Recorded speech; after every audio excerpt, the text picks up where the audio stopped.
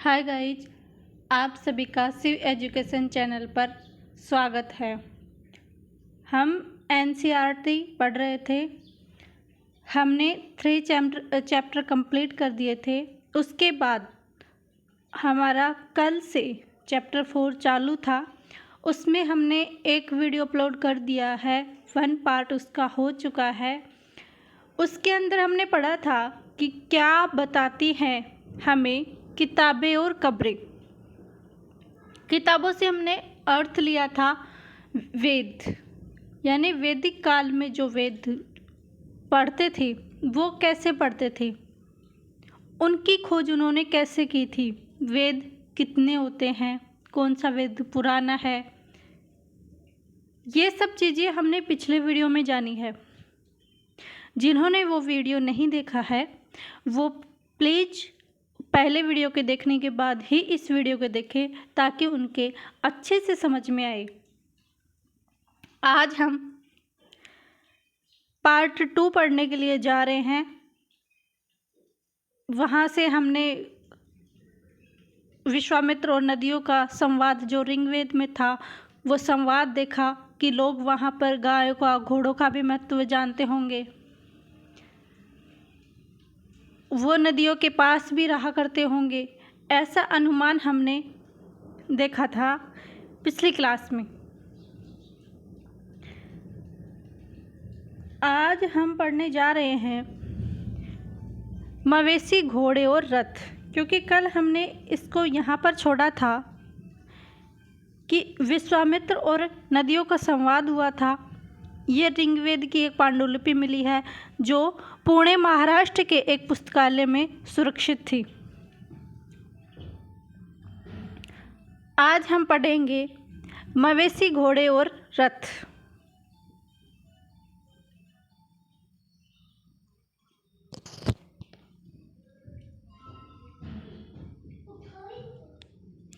क्या पढ़ेंगे? मवेशी, घोड़े और रथ। ऋग्वेद में मवेशियों यानी बच्चों, खासकर पुत्रों और घोड़ों की प्राप्ति के लिए अनेक प्रार्थनाएं हैं, क्योंकि वो लड़की को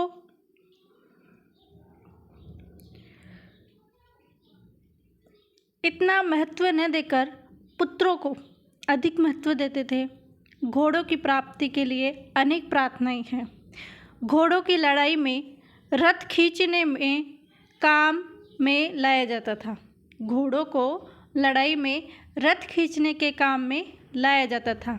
इन लड़ाइयों में मवेशी जीत कर लाए जाते थे। जो मवेशी होते थे वो क्या करते थे, ये लोग क्या करते थे, कोई भी युद्ध करते थे तो घोड़ों से, रथ के साथ ये लड़ाया करते थे। अगर वो लड़ाई जीत जाते थे तो वो जो मवेशी थे वो ये ले आते थे, यानी जो भी जानवर थे, पशु थे, वो ये ले आते थे। लड़ाइयाँ वैसे ज़मीन के लिए भी लड़ी जाती थी जहाँ अच्छे चारागाह हो या जहाँ पर जो जैसी जल्दी तैयार हो जानी फसलों को उपजाया जा सकता हो, ऐसी जगह पर ये लड़ाइयाँ लड़ी जाती थी जहाँ पर कि खेती जल्दी से हो जाती थी। जैसे कि जौ की खेती 6 महीने के अंदर तैयार होकर पककर खाद उपज तैयार हो जाती है। तो खासकर ऐसी जगहों पर ये लोग अधिक यानी युद्ध करते थे। कुछ लड़ाइयाँ पानी के स्रोत और लोगों को बंदी बनाने के लिए लड़ी जाती थी, कि काफ़ी ऐसे होते थे जो लोगों को अपने पक्ष में बंदी बनाने के लिए करते थे। पानी के स्रोत के लिए ये लड़ाइयाँ करते थे। युद्ध में जीते गए धन का कुछ भाग सरदार रख लेते थे तथा कुछ भाग पुरोहित को दे दिया जाता था। युद्ध में जो धन जीता वो क्या करते थे, कुछ तो सरदार रख लेते थे और कुछ पुरोहितों को दान में दे दिया जाता था, और जो बचता था वो आम जनों को, यानी जो जनता होती थी, उसको बांट देते थे। शेष धन आम लोगों को बांट दिया जाता था। कुछ धन यज्ञ करने के लिए प्रयुक्त होता था, यानी ये लोग क्या करते थे, युद्ध कहाँ करते थे, जहाँ पर पानी और उपज वाले स्थान पर चारागाह मिल सके, वहाँ पर ये लोग लड़ाया करते थे। और युद्ध के जीतने के बाद इनको जो धन मिलता था उनका क्या करते थे, कुछ तो सरदार रख लेते थे, कुछ को पुरोहित को दे देते और कुछ आम लोगों में बांट लेते थे, और कुछ यज्ञ करने के लिए भी प्रयुक्त होता था। यज्ञ की आग में आहुति दी जाती थी। ये आहुतियाँ देवी देवताओं को दी जाती थी। क्या करते थे, ये यज्ञ का, ऋग्वेद में यज्ञ का महत्व दिया गया था, और यज्ञ में आग की आहुति देते थे। और आहुतियाँ किसको देते थे, देवी देवताओं के नाम से ये आहुतियाँ दी जाती थी। घी, अनाज और कभी कभी जानवरों की भी आहुति दी जाती थी। घी, अनाज के अंदर शायद जौ लेते होंगे ये लोग, क्योंकि जौ की ही उपज होती थी। तो घी, अनाज, और जहाँ पर बोलते हैं ना बलि दी जाती थी, तो ये लोग वहाँ पर जानवरों की आहुति भी दे देते थे।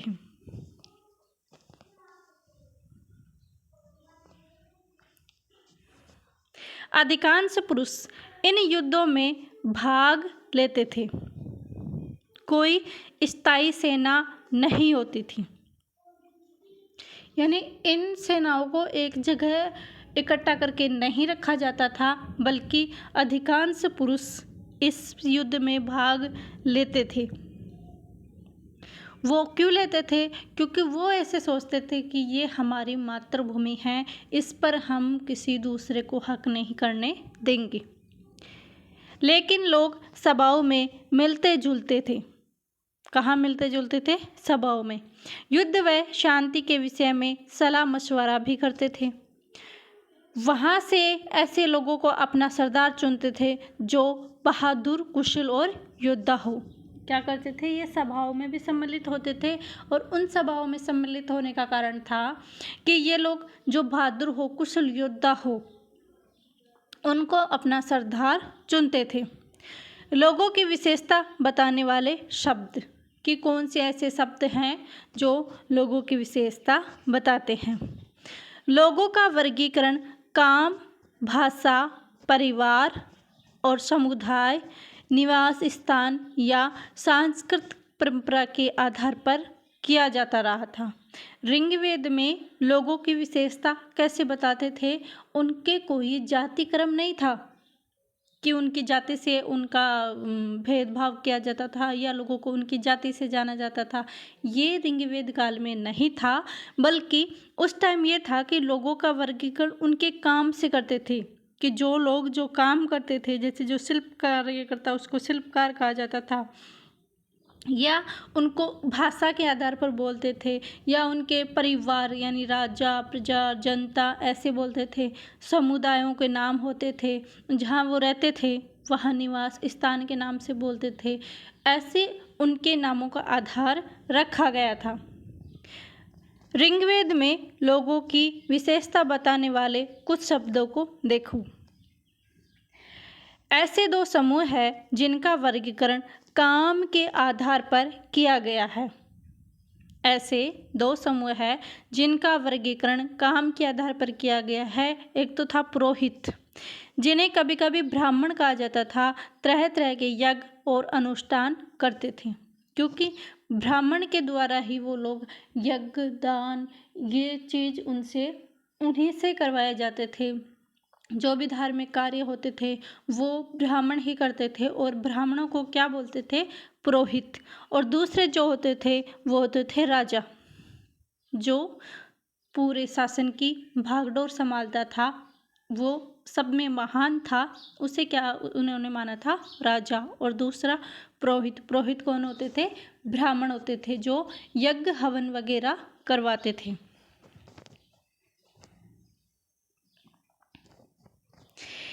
ये राजा वैसे नहीं थे जिनके बारे में तुम बाद में पढ़ोगे। ये न तो बड़ी राजधानी और महलों में रहते थे, और न इनके पास सेना थी, न ही ये कर वसूलते थे। प्राय राजा की मृत्यु के बाद उसके बेटा अपने ही आप ही शासक नहीं बन जाता था। यानी ये वो राजा नहीं थे जिनका वंशानुगत शासन चलता था, ये उन राजाओं में नहीं थे जिनमें वंश परंपरा के अनुसार राजाओं का क्रम चलता था, बल्कि ये अपना राजा चुनते थे। और वो कोई ऐसे नहीं था कि बड़ी राजधानियों में रहेंगे या महलों में रहेंगे, ऐसा उनके पास नहीं था, न ही उनकी सेना थी।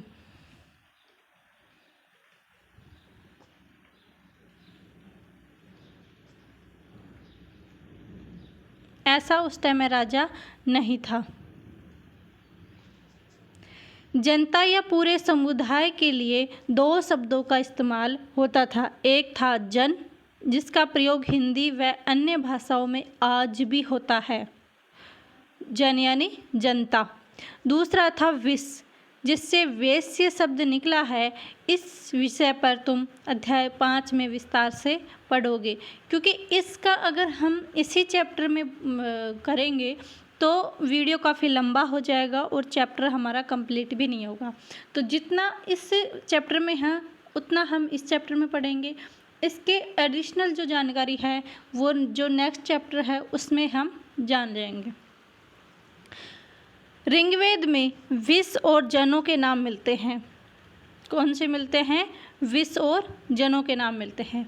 इसलिए हमें पुरजन या विषजन, भरतजन या विषु, यदुजन या विष जैसे कई उल्लेख मिलते हैं, क्योंकि उस समय जाति के नाम पर कोई थी नहीं कि ये जाति उनकी है, लोग वो जाति मानते नहीं थे। वो तो क्या करते थे, जिसका जो काम होता था उसी काम के आधार पर उनका नाम उल्लेख होता था। तो इसके अंदर दो ही समुदाय में बनी हुई थी, जन यानी जनता और एक विष। जिन लोगों ने प्रार्थनाओं की रचना की वे कभी कभी खुद को आर्य कहते हैं। जिन्होंने प्रार्थना रचना की है वो कभी कभी खुद को आर्य मानते हैं कि हम आर्य हैं। अपने विरोधियों को दास या दस्यु कहते हैं। अपने विरोधियों को क्या कहते हैं? दास या दस्यु कहते हैं। और अपने खुद को क्या बताते हैं? आर्य। अपने खुद को क्या बताते हैं? आर्य बताते हैं। दस्यु वे लोग थे जो यज्ञ नहीं करते थे।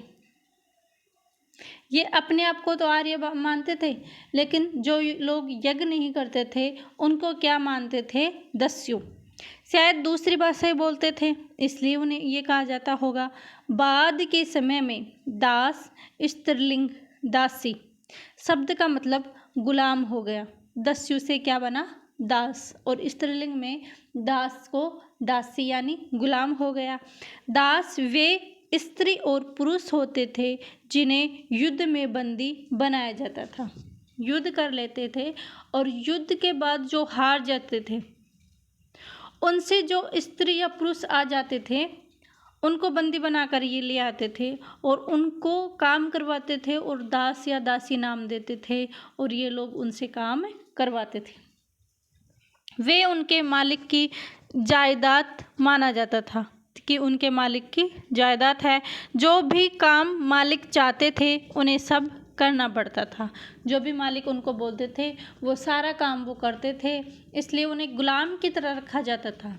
इसलिए दास का अर्थ बाद में गुलामी से निकला कि वो लोग उन्हें एक गुलामी के तरीके से रखते थे। जिस युग में उपमहाद्वीप के उत्तर पश्चिम में ऋग्वेद की रचना हो रही थी उसी समय, यानी जिस युग में उपमहाद्वीप के उत्तर पश्चिम में ऋग्वेद की रचना हो रही थी उसी समय दूसरी जगहों पर एक अलग तरह का विकास हो रहा था। यानी उत्तर पश्चिम की तरफ तो ऋग्वेद की रचना हो रही थी और दूसरी जगहों पर एक अलग ही विकास हो रहा था।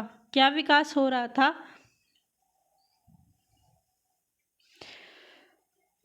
वो ये विकास हो रहा था, देखो,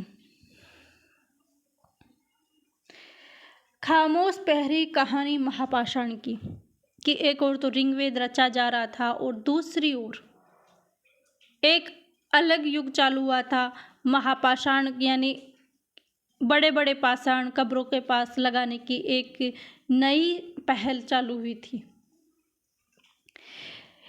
तो ये शिलाखंड महापाषाण, महान यानी बड़ा, पाषाण यानी पत्थर, महान यानी बड़ा, पाषाण यानी पत्थर, ये शिलाखंड महापाषाण नाम से जाने जाते हैं। ये पत्थर दफन करने की जगह पर लोगों द्वारा बड़े करीने से लगाए गए। ये क्या करते थे, जहाँ शव को दफनाता था वहाँ पर उस शिलाखंड पर लिख दिया जाता था, लिपिक का काम कर दिया जाता था, उसे महापाषाण कहे गए। और ये कहाँ बनाई गई थी, जहाँ शव को दफनाया जाता था। और ये परंपरा कब चालू हुई थी, ये लगभग 3000 साल पहले शुरू हुई थी। कब स्टार्ट हुई थी, 3000 साल पहले यह स्टार्ट हुई थी। यह प्रथा दक्कन, दक्षिणी भारत, उत्तरी पूर्वी भारत और कश्मीर में प्रचलित थी। कहाँ कहाँ प्रचलित थी, दक्कन में, दक्षिणी भारत में, उत्तर पूर्व में भारत में और कश्मीर में। ये जगह यहाँ पर महापाषाण कब्र बनाने वाली प्रथा यहाँ पर चालू हुई थी, बल्कि उत्तर पश्चिम में ऋग्वेद की रचना की जा रही थी। कुछ महत्वपूर्ण महापाषाण पुरास्थल मानचित्र 2 में दिखाए गए हैं और कुछ महापाषाण जमीन के ऊपर ही दिख जाते हैं। कुछ महापाषाण जमीन के अंदर भी होते हैं, कुछ तो दिख जाते हैं, कुछ ऊपर ही दिख जाते हैं, कुछ जमीन के अंदर रहते हैं। इनका मानचित्र हम देखेंगे।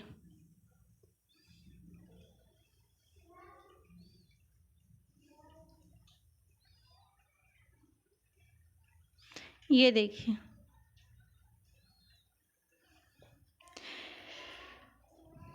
ये कब्र थी। कई पुरातत्वविदों को गोलाकार सजे हुए पत्थर मिलते हैं। ऐसे गोलाकार सजे हुए ये पत्थर हमें मिलते हैं। कई बार अकेला खड़ा हुआ पत्थर भी मिला है। काफ़ी जगह है कि गोलाकार से पत्थर मिले हैं और काफ़ी जगह ये हुआ है कि अकेला पत्थर हमें देखने को मिला है।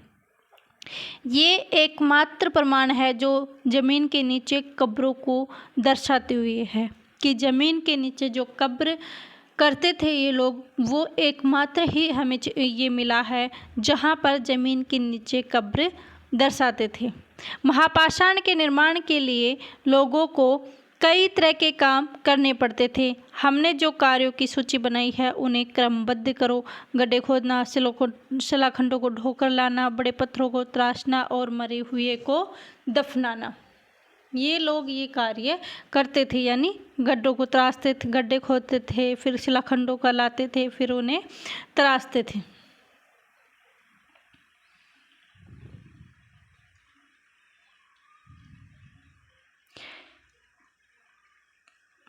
इस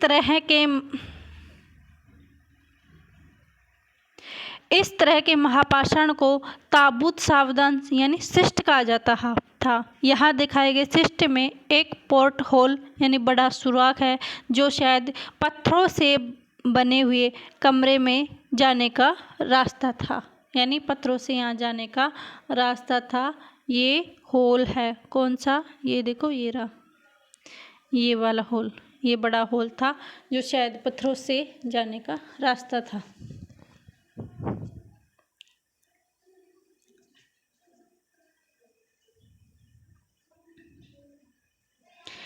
इन सब कब्रों में कुछ समानताएं हैं। सामान्यतः मृतकों को खास किस्म के मिट्टी के बर्तनों के साथ दफनाया जाता था। हमने पिछले जो हड़प्पा सभ्यता थी उसमें भी देखा था कि शवों को, जब उनके शवों को दफनाते थे तब जो ज़रूरत के सामान थे उनके साथ उन लोगों को दफनाया जाता था, जिन्हें काले लाल मिट्टी के बर्तनों में ब्लैक एंड रेड वेयर के नाम से जाना जाता था।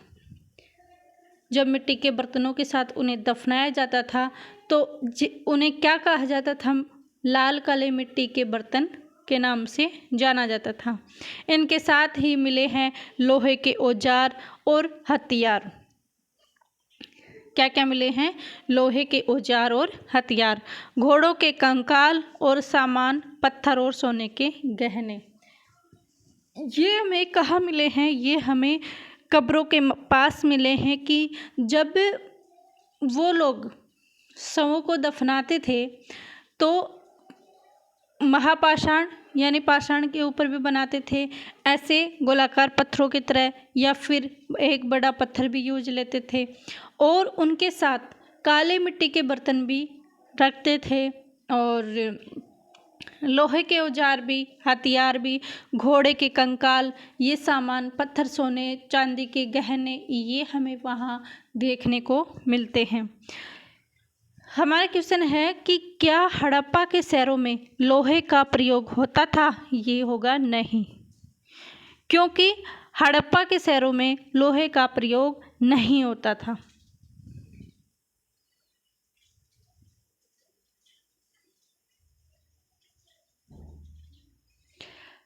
हड़प्पा में लोहे का प्रयोग नहीं होता था। वो लोग टिन और कांसे से मिलाकर औजार तैयार करते थे, लेकिन यहाँ ऋग्वैदिक काल में आते आते लोहे का प्रारंभ हो चुका था। महापाषाण में कब्रों से मिले लोहे के सामान, बाईं ओर घोड़े के लिए सामान नीचे वाली कुल्हाड़ी और नीचे एक कटार है। ये घोड़े के लिए सामान है, और ये कुल्हाड़ी है, और ये कटार है। ये कटार है और ये कुल्हाड़ी है।